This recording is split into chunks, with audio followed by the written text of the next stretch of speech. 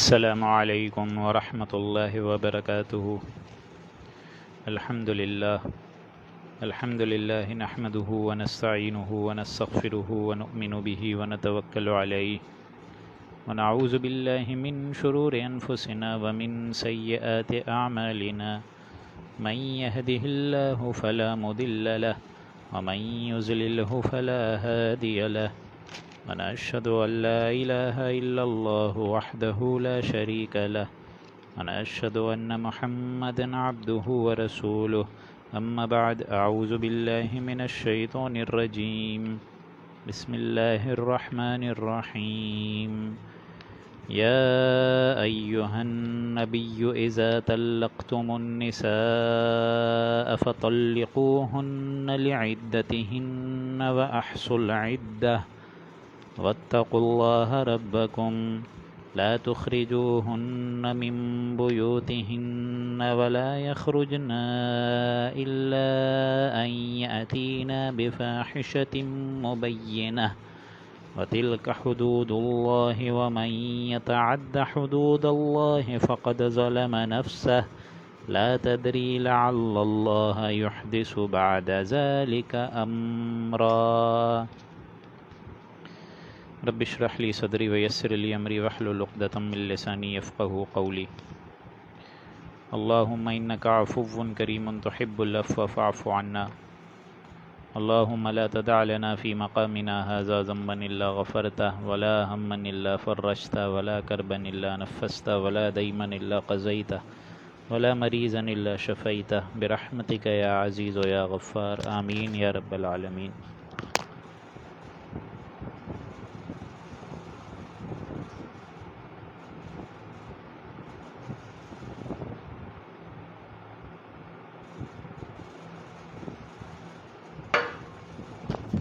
سامعین محترم، اب ہم اللہ کا نام لے کے آج کی نشست میں سورہ طلاق، سورہ تحریم اور سورہ ملک کا مطالعہ کریں گے۔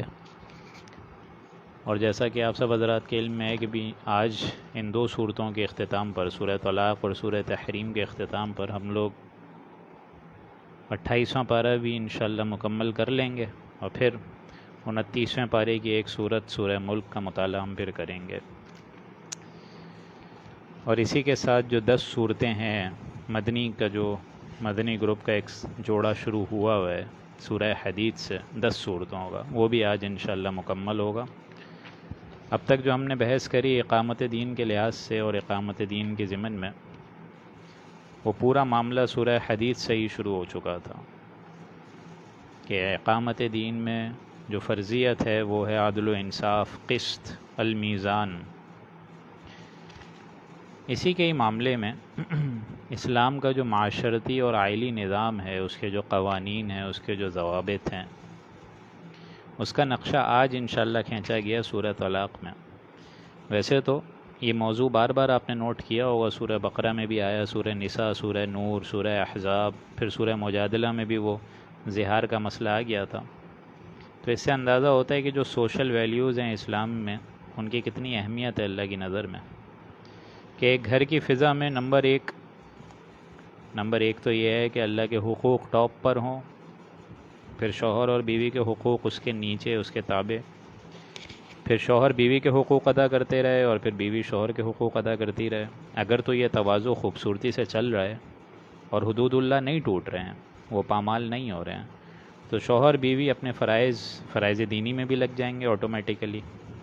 اور اس سے اب ایک اوپر لیول پہنچتا ہے، ہائر لیول پر جا کر ایک فرق ہو جاتا ہے کہ ویسے تو نماز مرد کی بھی ضرورت ہے، عورت کی بھی ضرورت ہے، دونوں کو پڑھنی ہے، روزہ مرد بھی رکھتا ہے، عورت بھی، زکوٰۃ دونوں ادا کرنا ہے دونوں کو، حج بھی دونوں پر فرض ہے، لیکن دعوت اور تبلیغ کا جو دائرہ ہے اس سے ہائر لیول پر آ کر محدود ہو جاتا ہے۔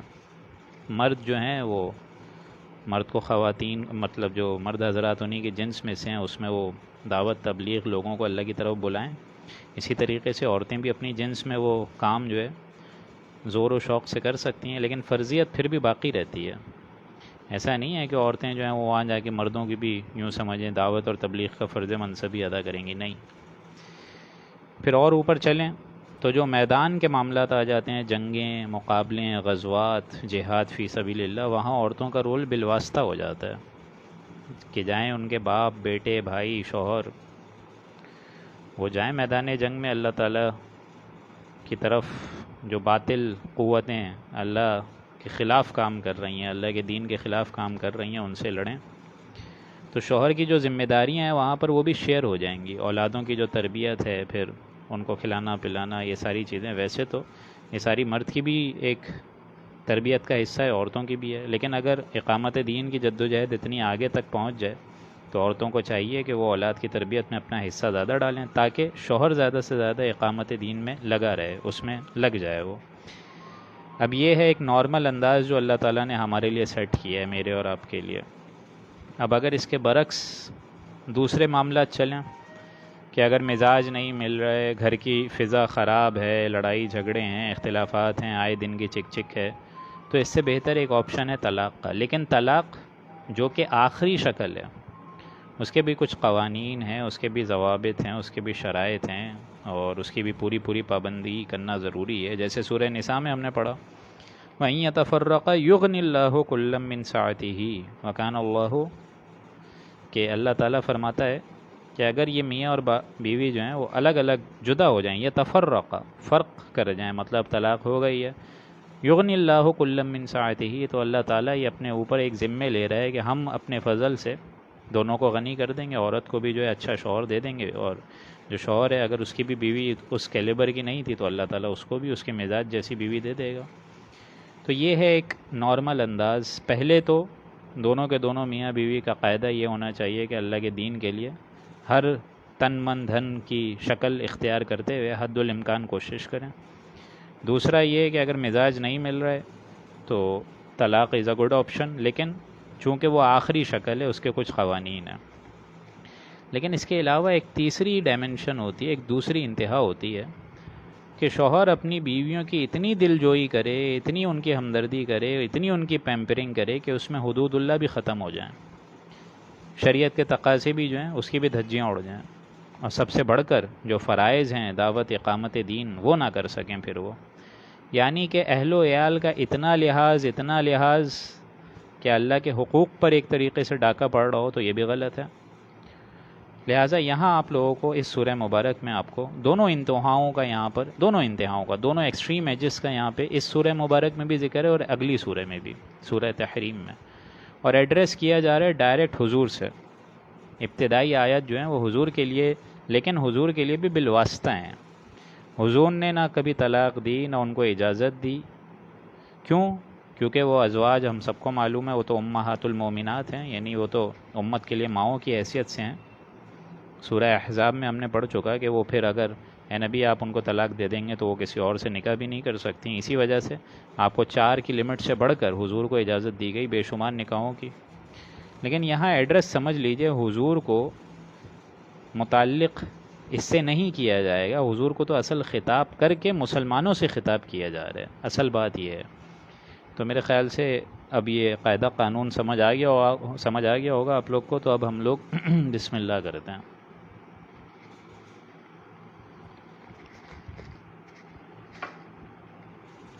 اعوذ باللہ من الشیطان الرجیم، بسم اللہ الرحمن الرحیم۔ یا ایہا النبی اذا طلقتم النساء، اے نبی جب کہ یہ لوگ اپنی بیویوں کو طلاق دے دیں، یعنی یا ایہا النبی واحد کا صیغہ ہے اور طلقتم النساء جمع کا صیغہ ہے۔ میں نے بتایا نا کہ حضور سے متعلق نہیں ہے، یہ اصل میں خطاب ہے مسلمانوں سے، اور حضور کو بطور ہادی، بطور معلم کی حیثیت سے خطاب کیا جا رہا ہے کہ اے نبی جب یہ لوگ، یعنی جب آپ کی امتی میں سے کوئی بھی اپنی بیوی کو طلاق دے دے، فَطَلِّقُوهُنَّ لِعِدَّتِهِنَّ وَأَحْصُوا الْعِدَّةَ، تو ان کو عدت یعنی حیض سے پہلے طلاق دو، اور تم عدت کو یاد رکھو، یعنی طلاق حیض کی حالت میں نہ ہو، حالت حیض سے پہلے۔ کیوں؟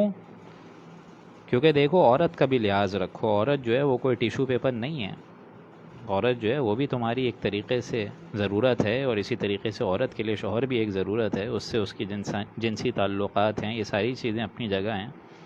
لیکن ان چیزوں میں تمہیں حالت حیض کا دھیان رکھنا ہے. حالت حیض سے جب وہ فارغ ہو جائے، جس کو ہم لوگ دوہر کی حالت کہتے ہیں، اس میں انسان جو ہے، شوہر جو ہے، وہ طلاق دینا اس میں جائز ہے. یہ قانون ہے طلاق کا نمبر 1. عدت کا لحاظ رکھو، واحصل العدہ، عدت کو پوری رکھنا ہے تمہیں. اور اسی عدت کے دوران عورت کو بھی لحاظ رکھنا ہوگا. عورت شادی نہیں کر سکتی اس عدت کے اندر، اس کے بعد کرے گی. اور وہ عدت آپ کو معلوم ہے، وہ 3 حالت حیض تک اس کو اپنا روکنا ہوگا. گھر میں ہی اسے اپنی زندگی گزارنی ہوگی ان 3 ماہ تک.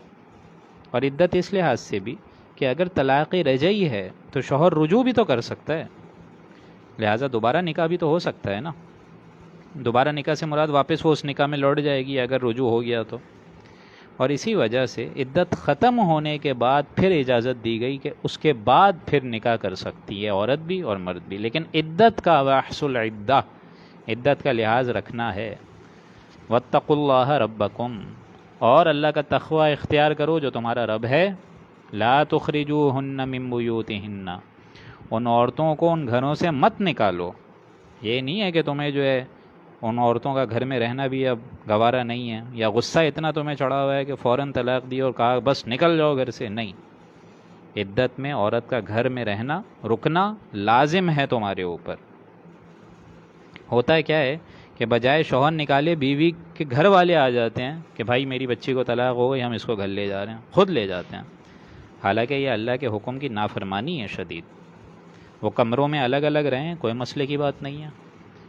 وَلَا يَخْرُجْنَا إِلَّا أَن يَأْتِينَ بِفَاحِشَةٍ مُبَيِّنَةٍ، نہ وہ عورتیں خود نکلیں اپنے ان گھروں سے جس میں وہ شوہروں کے ساتھ رہ رہی ہیں، الا یہ کہ کسی نے کوئی بے حیائی کا کھلم کھلا کام کیا ہو، کوئی بہت بڑی بے حیائی کری ہے، زنا کا کام کیا ہے، اس میں سختی ضرورت ہے، عام حالت میں نہیں. اس کی لاجک کیا ہے، آپ نے کبھی سوچا؟ اس کی لاجک یہ ہے کہ غصے میں آ کر اگر ایک طلاق دی اور اگر بیوی گھر میں نہیں ہے تو وہ جو رجوع کا آپشن ہوتا ہے وہ بھی ایک طریقے سے یوں سمجھیے اس میں شیطانی وسوسے آ جاتے ہیں. ہوتا کیا ہے کہ اگر شوہر رجوع کرنا چاہے تو پتہ چلتا ہے بیوی ہی نہیں ہے. ہوتا ہے نا ایسا کہ بیوی کے گھر والے آ کے لے جاتے ہیں اس کو. تو یہ چیز دیکھیں شریعت کی مزاج سے ایک دم بالا تر ہے. وَتِلْكَ حُدُودُ اللَّهِ، یہ اللہ تعالیٰ کی حدود ہیں، ان سب کو اللہ تعالیٰ نے مقرر کیا ہے. وَمَن يَتَعَدَّ حُدُودَ اللَّهِ فَقَدْ ظَلَمَ نَفْسَهُ، تو جو شخص اللہ کی حدود کو پامال کرے گا اس نے تو گویا کہ اپنے اوپر ہی ظلم کیا. لَا تَدْرِي لَعَلَّ اللَّهَ يُحْدِثُ بَعْدَ ذَلِكَ أَمْرًا، تم کو کچھ خبر نہیں ہے کہ شاید اللہ تعالیٰ اس طلاق کے بعد کوئی نئی صورت پیدا کر دے. بھائی اللہ تعالیٰ چاہے تو اس عدت کے اندر شوہر رجوع کر سکتا ہے نا، وہ ایسی صورت اللہ نکال دے. کیا پتہ شوہر جو ہے اس کا غصہ کم ہو جائے، ایک طلاق اگر دی اور اگر بیوی گھر میں ہے ہو سکتا ہے غصہ ختم ہو جائے، رجوع کر لے. کچھ حالات ایسے اللہ پیدا کر دے کہ بات آگے بڑھے ہی نہ. یا جنسی تقاضے اللہ تعالیٰ نے ایسے رکھے ہیں کہ اگر بیوی گھر میں ہے تو یاد تو آئے گی. اور یہی لاجک ہے کہ طلاق دے تو دیتا ہے انسان، لیکن یہ خیال نہیں کرتا کہ وہ حالت حیض میں ہے یا حالت حیض سے فارغ ہو چکی ہے. اصل قانون طلاق کا یہ ہے کہ حالت حیض سے پاک ہو کر، جب وہ پاکی کے ایام ہوں گے، وہ جو مینسس کے بعد والا پیریڈ ہوتا ہے، دوہر جس کو کہتے ہیں، اس میں دینے کی ہی وجہ سب سے بڑی یہ ہے کہ عورت اور مرد دونوں کے اندر یہ جنسی تقاضے رکھے ہیں اللہ تعالیٰ نے قربت کے، جس سے مرد کا بھی دل چاہتا ہے اور عورت کا بھی ایک دل چاہتا ہے کہ ہم بستری اور تعلق زر و شوق قائم ہو. تو اگر بیوی گھر پر ہوگی اور وہ جنسی تقاضے بھی اگر بھڑکیں گے تو ظاہر بات ہے انسان رجوع کا زیادہ خواہش مند ہوگا. یہ دیکھیں یہ اللہ تعالیٰ نے تمام اسٹریٹجی دوستوں ایسی رکھی ہوئی ہے کہ طلاق ایک دم آخری آپشن ہو، اور اس کے بھی دیکھیں کتنے عظیم قوانین ہیں، قواعد و ضوابط ہیں. ہمارا معاملہ کیا ہوتا ہے کہ جہاں طلاق دی کسی نے فوراً لڑکی کے گھر والے آ گئے اور لے گئے اس کو، حالانکہ یہاں لکھا ہوا ہے وَلَا يَخْرُجْنَا، وہ خود بھی گھر چھوڑ کے نہ جائیں. اللہ کی دیکھیں اس عظیم قانون میں ہمارا یوں سمجھیے ہر مسئلے کا ایک ایک حل یہاں لکھا ہوا ہے اسی سورہ طلاق میں. لیکن آج دیکھیں لوگ کیا کیا حرکتیں کرتے ہیں ذرہ ذرہ سی بات پر. نہ حالت حیض کا خیال ہے، نہ وہ یہ پتہ ہے کہ پاکی میں ہے یا نہیں، نہ یہ پتہ ہے کہ حالت حمل ہے یا نہیں ہے، یہ بھی نہیں پتہ، کچھ نہیں پتہ، اور دھڑلے سے جو غصے میں آئے منہ سے بکواس بک دیتے ہیں. اور اللہ تعالیٰ فرما رہے وَتِلْكَ حُدُودُ اللَّهِ، یہ اللہ کی حدود ہیں. وَمَن يَتَعَدَّ حُدُودَ اللَّهِ فَقَدْ ظَلَمَ نَفْسَهُ، جو شخص اللہ کی حدود سے پامال کر گیا اس نے تو اپنے ہی اوپر ظلم کیا. لا تدری لعل اللہ يحدث بعد ذلك امرا، بھائی کوئی شخص ہو سکتا ہے نا کہ اللہ تعالیٰ اس کے لیے جو ہے کوئی ایک نئی صورت پیدا کر دے؟ تم کو کیا خبر کہ اللہ تعالیٰ اس طلاق کے بعد کوئی نئی چیز پیدا کر دے، تمہارے دل میں کوئی نیا ایک اللہ تعالیٰ اس بیوی کے لیے اچھا خیال ڈال دے، یا بیوی کے لیے شوہر کے لیے اچھا خیال ڈال دے۔ تم لوگ دونوں الگ الگ رہو گے، بیوی اپنے گھر میں رہے گی اپنے والدین کے ساتھ اگر رہی، شوہر اپنی یہاں پہ رہا امی کے ساتھ ابا کے ساتھ، تو دونوں میں اختلافات ہونے کے چانسز بڑھ جائیں گے۔ بجائے یہ کہ شوہر بیوی ایک ساتھ رہیں اور آپس کی مس انڈرسٹینڈنگس کو دور کریں، ہم سارا کا سارا معاملہ چھوڑ دیتے ہیں دوسروں کے اوپر، دوسروں کے ڈیسیجن پہ، جو کہ غلط ہے اسلام کی روح سے۔ بھائی کوئی وجہ ہے نا، ہن لباس لکم وانتم لباس لہن، کہ مرد عورت دونوں ایک دوسرے کا لباس ہیں، تو اس لباس میں اگر آپ دوسرے انسان کو گھسائیں گے تو یہی معاملہ ہوگا۔ ڈاکٹر صبا کا ایک سوال ہے کہ 3 طلاق کے بعد بھی رجوع ہوتا ہے؟ نہیں، دیکھیں حالت ایام حیض سے فارغ ہو کر ایک طلاق دے دی اگر کسی شوہر نے، اب اگلا حالت حیض سے جب عورت فارغ ہوگی اور ابھی بھی اس نے رجوع نہیں کرا تو بھی اس کے پاس آپشن ہے۔ پھر اسی طریقے سے جب 3 مہینے پورے ہو جائیں گے، آخری جو حالت حیض ہوگی اس سے پہلے اگر رجوع نہیں کرا ہے شوہر نے تو وہ نکاح جو ہے وہ نلیفائی ہو جائے گا۔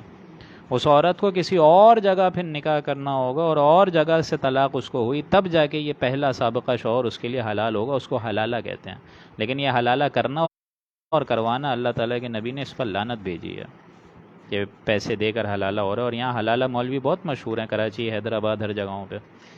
تو یہ ابھی آگے آ جائے گا، آپ آیات سمجھتے رہیے، یہ سارے قواعد اور ضوابط آ جائیں گے، قوانین سارے۔ فَإِذَا بَلَغْنَا أَجَلَهُنَّ،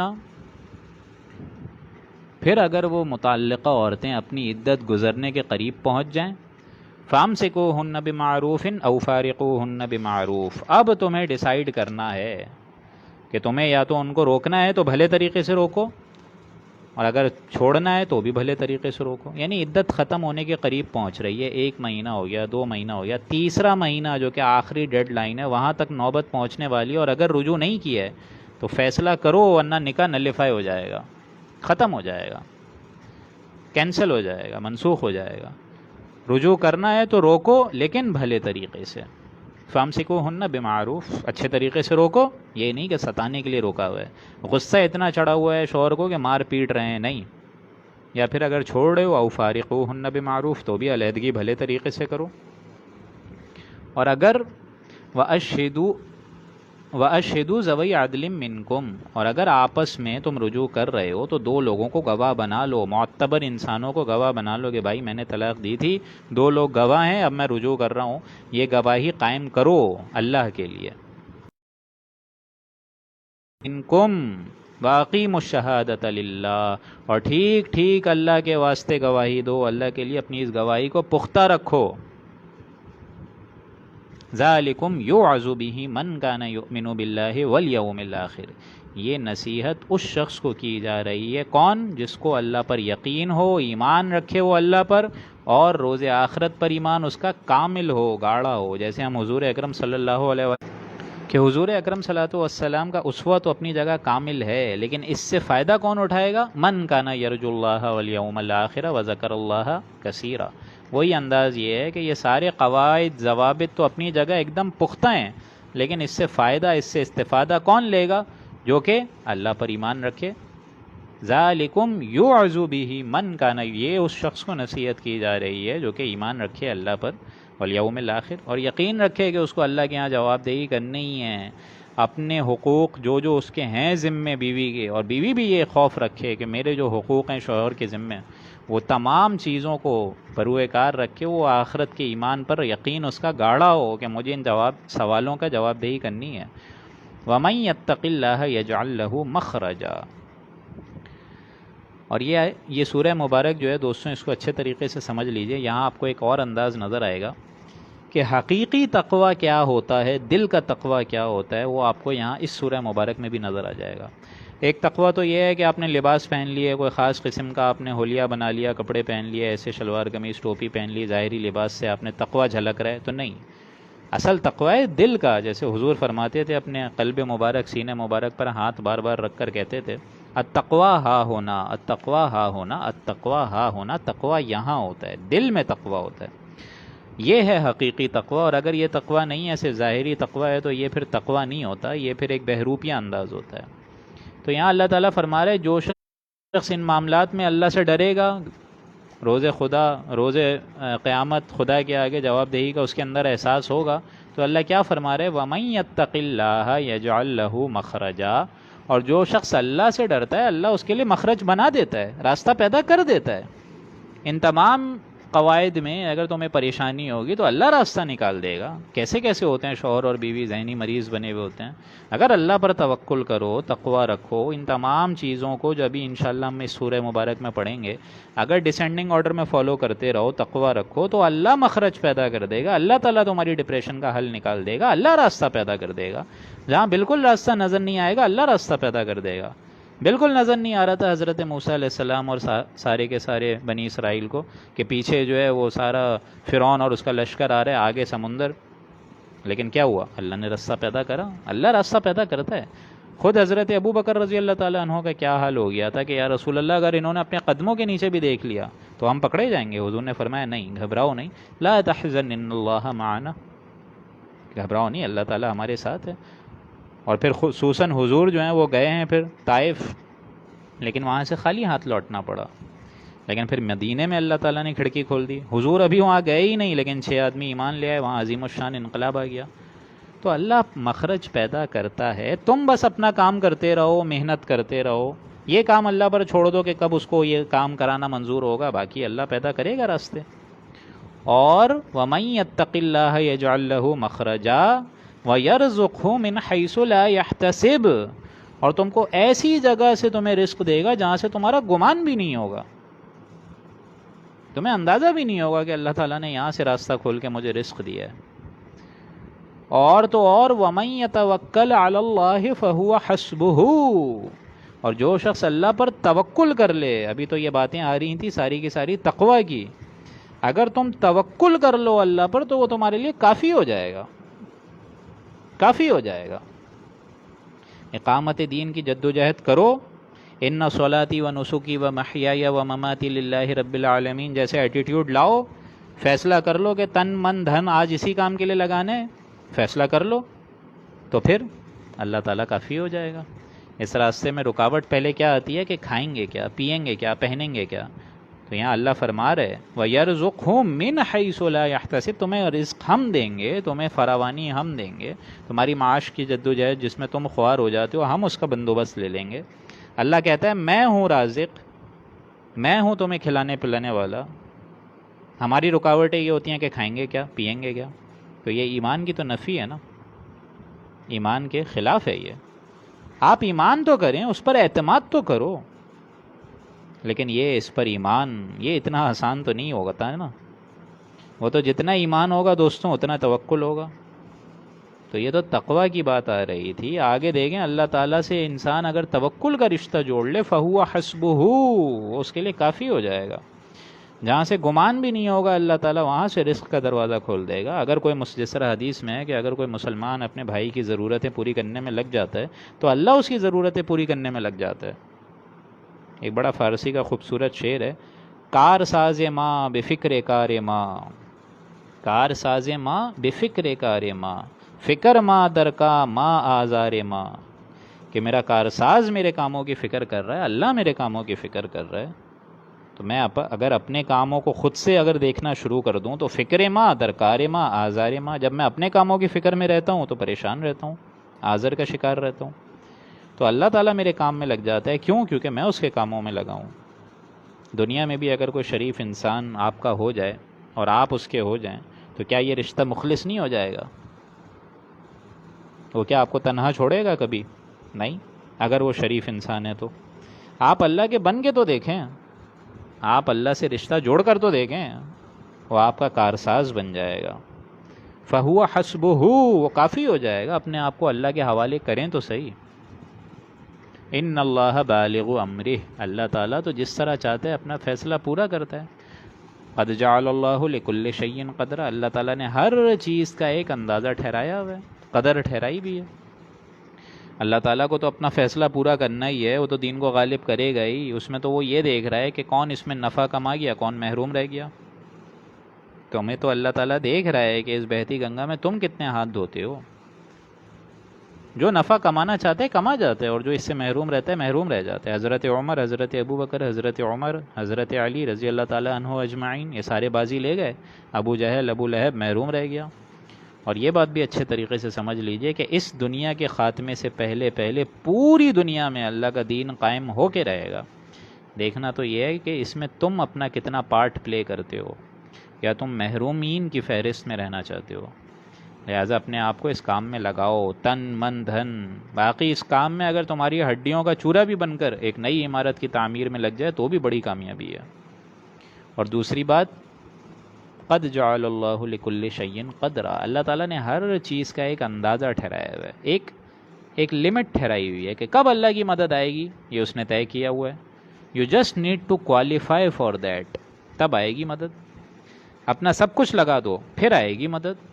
پھر کہو، جیسا کہ حضور نے فرمایا تھا جنگ بدر کے موقع میں ایک دن پہلے، طویل ترین دعا کری اور پھر فرمایا یا اللہ میری یہ 15 برس کی کمائی ہے جو آج یہاں میں میدان جنگ میں لے آیا ہوں، میرے یہ 313 صحابی، میرے دن رات کی کوشش ہے اللہ، اگر آج یہ 313 صحابی شہید ہو گئے تو قیامت تک تیرا نام لینے والا کوئی نہیں رہے گا، کیونکہ میں آخری نبی ہوں اور یہ میری آخری امت ہے۔ تب آتی ہے مدد، ایسے نہیں آتی۔ اگر اپنا مال بچا بچا کر رکھنا ہے، اپنے مستقبل کو بھی بچانا ہے، اولاد کو بھی بچانا ہے، اور پھر تمہاری توقع ہے کہ اللہ کا دین غالب ہو جائے گا، بھائی کیسے ہو جائے گا؟ جیسے اللہ جانتا ہی نہیں ہے کہ کتنا ایثار ہے، کتنی قربانی ہے، کتنی کنٹریبیوشن ہے، تمہارا کتنا وقت ہے، تمہاری کتنی محنت ہے، تمہاری کتنی جد و جہد ہے، اللہ جانتا ہے۔ باقی تو اس نے ہر چیز کا ایک اندازہ لگایا ہوا ہے۔ قد جعل اللہ لکل شیء قدرا۔ اب آگے دیکھیں وہی طلاق کا معاملہ آ رہا ہے، واللائی یئسن من المحیض من نسائکم، اور وہ بیویاں تمہاری جو کہ حیض کے مسائل سے بالکل مایوس ہو چکی ہیں، کوئی میڈیکل ایشو ہے، اب حیض آ ہی نہیں رہا، یا ایسی تمہاری کچھ کم عمر لڑکیاں ہیں جن کی وہ حالت حیض ایام جو ہوتے ہیں وہ مینسز شروع ہی نہیں ہوئے ہیں، ان میں ان کی اگر شادی ہو گئی ہے تو پھر کیا علاج ہے اس کا؟ تم طلاق دے رہے ہو حالت حیض کے لحاظ سے، اور کچھ عورتیں ایسی ہو گئیں جو کہ اپنے حیض سے ہی ایک دم مایوس ہوئی ہیں، ان کو آ ہی نہیں رہی ہے۔ پھر ان ارتبتم فعدتہن ثلاثۃ اشہر، اگر تم کو ان کی عدت کی تعین میں شبہ ہو تو ان کی عدت پھر 3 مہینے ہیں بس، یعنی پھر مہینوں کے حساب سے تمہاری گنتی ہوگی بس۔ یہ نہیں کہ پھر حالت حیض سے تم ٹٹولے پھرو، اب آ رہی ہی نہیں ہے مینسز، ایسی کیفیت ہو گئی ہے تو کوئی مسئلہ نہیں ہے، عدت جو ہے وہ ان کی 3 مہینے ہیں، 3 months۔ واللائی لم یحضن، اور اس طرح جن عورتوں کو حیض نہیں آیا، یعنی وہی جیسے میں نے ابھی آپ کو فرمایا کہ کچھ کم عمر بچیاں، وَأُولَاتُ الْأَحْمَالِ أَجَلُهُنَّ أَن يَضَعْنَ حَمْلَهُنَّ، اور اسی طریقے سے حاملہ عورتوں کی عدت میں اس حمل کا پیدا ہو جانا ہے۔ یعنی فرض کریں ایک شادی ہوئی ہے اور فوراً طلاق دے دی ہے، اب کیا پتہ اس کے پیٹ میں بچہ ہے، اب جب تک أن يَضَعْنَ حَمْلَهُنَّ، جب تک اس کی وہ اولاد نہیں ہوگی تب تک ظاہر بات ہے حیض ہی نہیں آ رہے ہیں، تو اب اس پہ گنتی کس طرح ہوگی؟ تو اللہ تعالیٰ نے فرما دیا کہ بھائی جب وہ حالت حمل سے ڈیلیوری ہو جائے، یعنی فارغ ہو جائے، تب عدت بھی ختم ہو جائے گی۔ اب وہ آپ کو دیکھنا ہے 6 مہینے ہے، 8 مہینے ہے، یا پورے 9 مہینے ہیں، یا اس سے بھی شاید زیادہ، پوسٹ ٹرم لیبر جو ہو جاتی ہے 9 سے اوپر منتھس میں، تو تب ہوگی اس کی عدت ختم۔ یہ نہیں کہ جب چاہا آپ نے ایک ٹیشو پیپر کی طرح اس کو یوز کرا اور طلاق دے کے فارغ ہو گئے، نہیں، یہ اللہ کی حدود ہیں۔ وَمَن يَتَّقِ اللَّهَ يَجْعَل لَّهُ مِنْ أَمْرِهِ يُسْرًا، اور جو شخص اللہ کا تقوی اختیار کرے گا اللہ اس کے ہر کام میں آسانی پیدا فرما دے گا۔ یعنی ان قوانین میں اللہ تعالیٰ کے حکم توڑنے سے بچو۔ ذَلِكَ أَمْرُ اللَّهِ أَنزَلَهُ إِلَيْكُمْ، یہ اللہ کا حکم ہے جو اس نے تمہارے پاس بھیجا ہے، یعنی اللہ اپنے ذمے لے رہا ہے کہ یہ میری ذمہ داری ہے، میں نے تمہارے اوپر قانون بھیجا ہے، you have to abide by that۔ وَمَن يَتَّقِ اللَّهَ يُكَفِّرْ عَنْهُ سَيِّئَاتِهِ وَيُعْظِمْ لَهُ أَجْرًا، اور جو شخص اللہ کا تقوی اختیار کرے گا تو اللہ تعالیٰ تمہارے گناہوں کو معاف فرما دے گا۔ یعنی ابھی آخرت کا معاملہ آ رہا ہے کہ روز قیامت تمہارے آخرت میں جو جتنے گناہوں کے انبار ہوں گے اللہ تعالیٰ ان کو بھی دھو دے گا، وَيُعْظِمْ لَهُ أَجْرًا، اور تم کو جو ہے اجر دے گا بہت عظیم، بہت بڑا۔ أَسْكِنُوهُنَّ مِنْ حَيْثُ سَكَنْتُم مِّن وُجْدِكُمْ، اور تمہاری وہ متعلقہ عورتیں اپنی وسعت کے موافق رہنے کا مکان ان کو دو، من وجدکم، جس میں تم رہتے ہو۔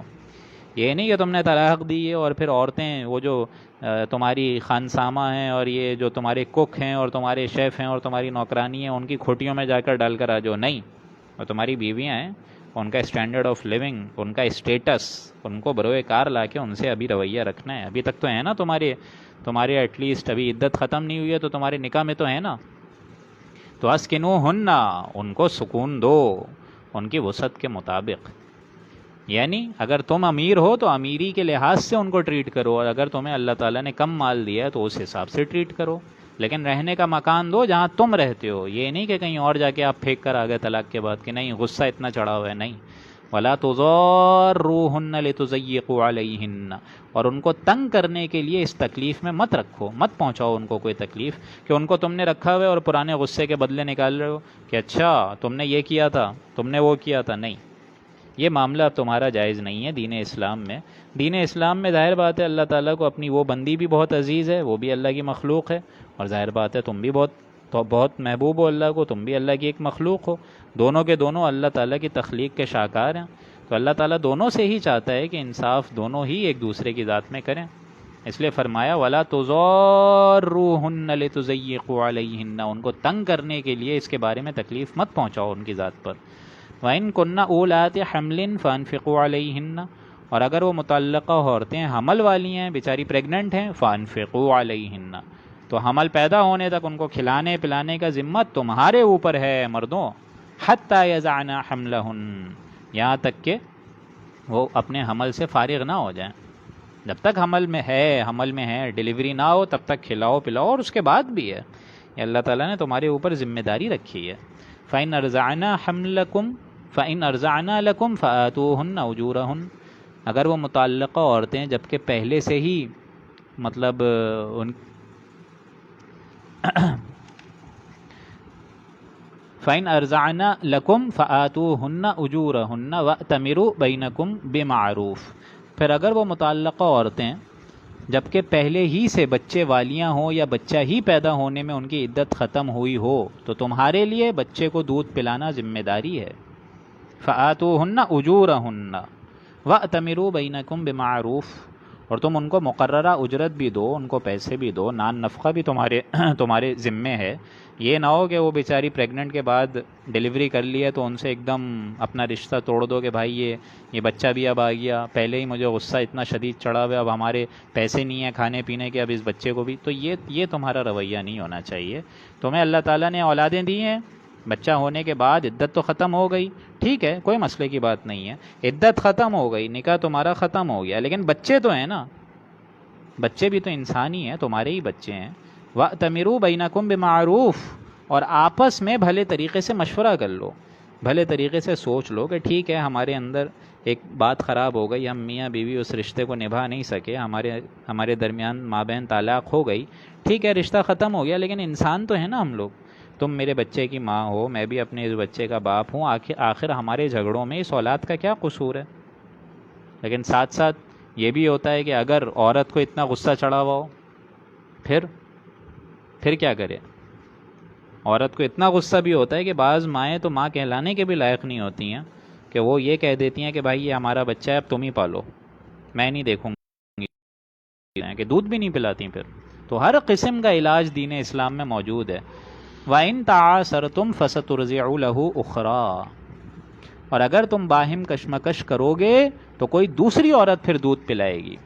عورت جو ہے وہ منع کر دے یا مرد جو ہے وہ منع کر دے کہ بھائی میں جو ہوں وہ نہیں دے پا رہا ہوں اخراجات، تم کسی اور بندی سے دودھ پلاؤ، تو یہ بھی اس میں ایک باہمی رضامندی سے ہو سکتا ہے. یعنی ہر معاملے میں جھگڑنے کی کوئی ضرورت نہیں ہے. آپ سب حضرات کو میری آواز آ رہی ہے؟ میں ریسٹارٹ کر دوں؟